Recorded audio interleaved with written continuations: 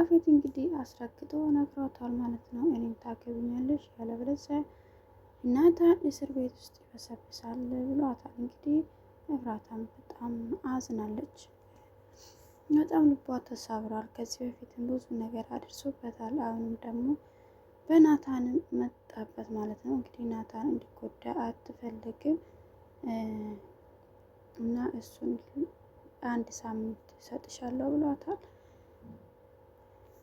እንግዲህ ኤፍራታም ናታን ሰው እንደገደለ አምናለች ማለት ነው። ቪዲዮውን አይታ ብቻ ሰው ገሏል ብላ አምናለች። ስለዚህ ናታን እስር ቤት እንዳይገባብ ስትል ኤፍራታን እና ያፌትን ልታገባ ነው ማለት ነው።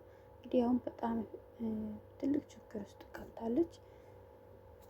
ሌላው ደግሞ ገኒም በጣም የተጨነቀች ነው። እንደዛ ሆና ወደ ቤት ስትመጣ በጣም አዝና ነበረ፣ ያለቀሰች ነበረ የመጣችው። ገኒንም ልታናግራት አልቻለችም ማለት ነው። እንግዲህ ገኒ ደግሞ ያሰበችው ጠዋት ከቤት ስትወጣ ጽዮን ስለ እናቷ ጉዳይ አዋርታት ነበረ። በእሷ ተደናግጣ ነበር ያጣችው። አሁንም እኔ የኔን እናትነት አውቃ ይሆን ወይ እያለች ነው እንግዲህ እሷም የተጨነቀችው። ገኒም ደግሞ እውነቷን ብትነግራት ጥሩ ነበረ።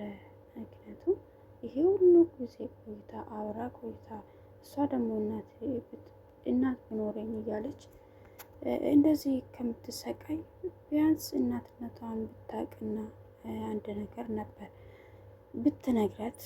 አሁን ደግሞ በባለፈው ክፍል እንዳየ ነው ናታን እንግዲህ ወይ ንገራት ወይ ደግሞ እኔ ራሴ እነግራታለሁ ያላት ነበረ። እፉዬ ከዚህ በኋላ እንድትሰቃይ አልፈልግም ብሏት ነበረ። እንግዲህ 1 ወር ሰጥቷት ነበር። አሁን ደግሞ ሌላም ችግር ትልቅ ችግር ውስጥ ገብታለች ማለት ነው። ሉሊትም ደግሞ መጣ መረጃ እንድሰጥሽ ፈልገሽ ነበረ ያለቻት ነበረ። እንግዲህ ልታናግራትም አልቻለችም።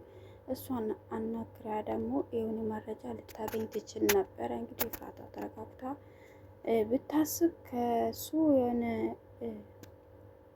መረጃ ብታመጣለት ወይንም እዛ ሴቶቹን ቪዲዮ ብታመጣለት እሱን በዛ ነገር ልታስፈራራ ትችል ነበር። እንግዲህ ኤፍራታ ደግሞ አሁን ላይ በጣም ተጨንቃለች።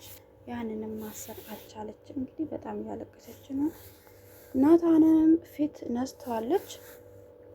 ናታን ደግሞ ምን አድርጌ ነው ጠልታኝ ነው ወይ ያለ ነው። እንግዲህ ናታን እንዲጠላሽ ማድረግ አለብሽ ስላላት ናታንን አላናግርም እንትን መናገር አልፈልግም ብለዋለች። እንግዲህ ደግሞ በጣም ናታንን ልብ የሚሰብር ነገር ነው። እንግዲህ ኤፍራታ አሁን ይሄን ነገር እንዴት ትወጣዋለች የምለው ነው።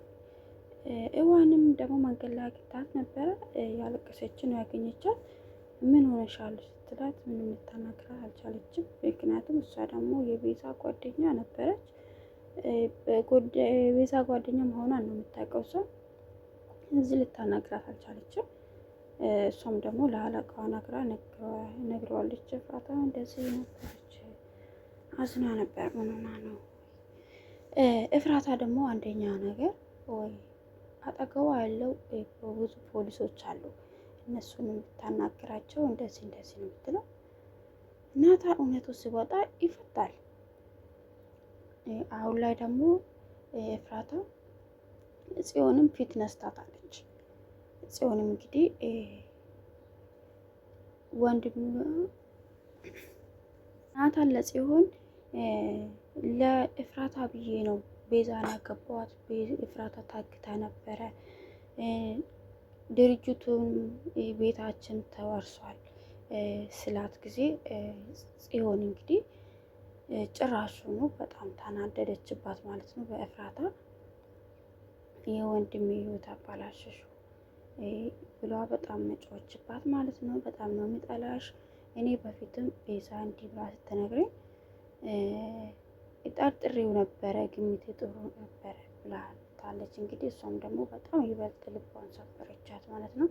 አሁን ላይ ደግሞ ማንም ጎና የሚቆም የለም ማለት ነው። እንግዲህ ኤፍራታ በጣም አጣብቂኝ ውስጥ ገብታለች። በጣም ነው የሚያሳዝነው።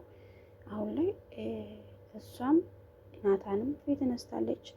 ጽዮን ደግሞ ኤፍራታን ፊት ነስታታለች። አሁን ላይ ማንም አጠገቧ የለም ማለት ነው። እንግዲህ ሙሉ በሙሉ ያፌት ይቆጣጠራታል ማለት ነው። እንግዲህ ማንም የሚረዳ ካለ ለሰውም ሀሳብ ማታጋራ ከሆነ ይሄ በጣም ትልቅ ችግር ነው ማለት ነው። እንግዲህ የሆነ መንገድ አታጣም ብዬ አስባለሁ። ይሄን መውጫ አታጣም። ኤፍራታ ደግሞ እሱን ማግባት የለባትም።